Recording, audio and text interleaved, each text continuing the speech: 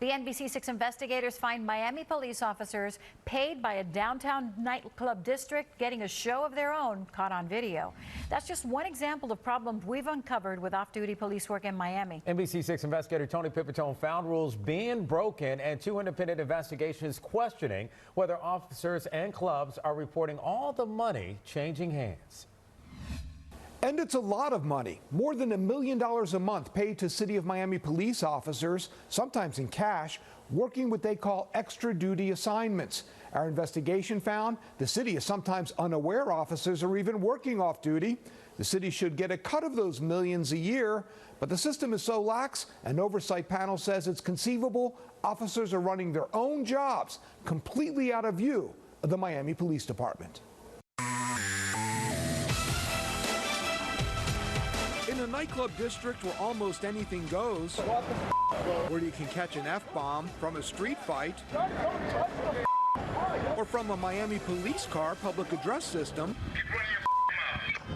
off-duty Miami police officers are paid by policy at least $45 an hour to maintain some semblance of order here.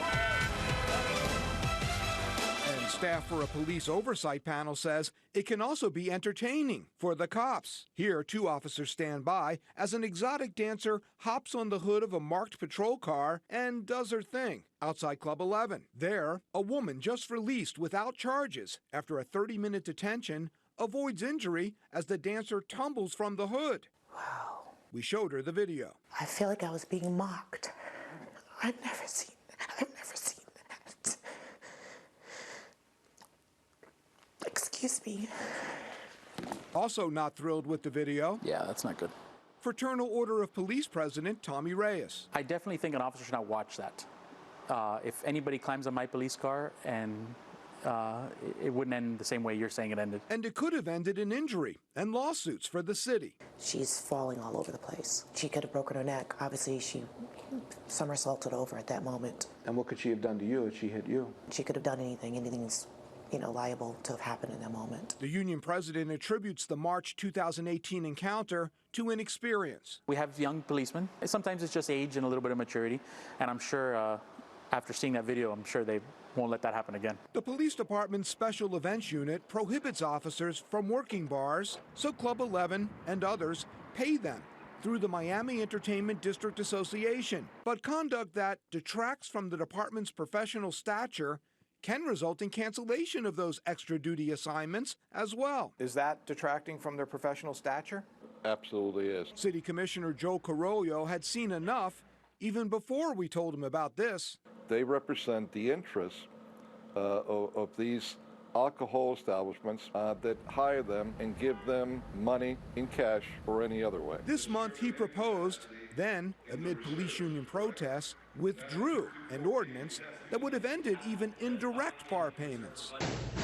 Citing heroic police actions in recent mass shootings, the union president says the more cops in these areas, the better.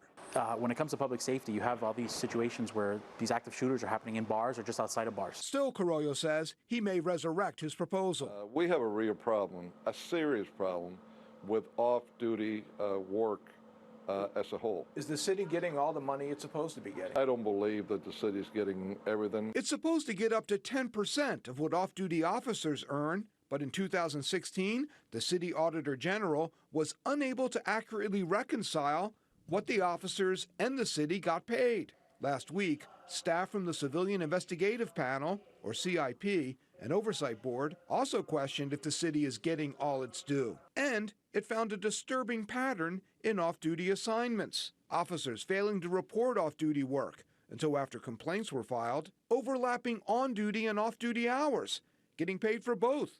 A potential crime, the report says. And overwork, routinely exceeding the 16-hour daily limit. Prior to being drafted to work the morning shift, officer worked 17 hours straight. And that can be a problem. That amount of exhaustion for anyone, especially when you're dealing with lethal force, can have harmful consequences. Just last week, we found one officer working off duty at a construction site who appeared a little less than alert for a spell as our camera rolled. As for that video of the exotic dancer mounting the patrol car, Internal Affairs carefully logged what happened on the left side of this video in clearing the officer of making McClendon's handcuffs too tight, as she complained. But they failed to mention in that report what was obviously happening on the right, on the hood of a marked car. And the fact that they didn't, what does that tell you? There is filtered behavior that they're going to sanction, and then the other, I can obviously see they're turning a blind eye to. We asked 1 week ago for an interview with Miami police, but so far they have not provided one. The city auditor general tells me the office is working on a follow-up to its report that raised some of these concerns, and the CIP will forward its recommendations to the city once its final report is adopted by the full panel. As for the officers involved in those incidents, Club 11 and others in the entertainment district, they did not respond to requests for comment. Tony Pipitone, NBC6 Investigators.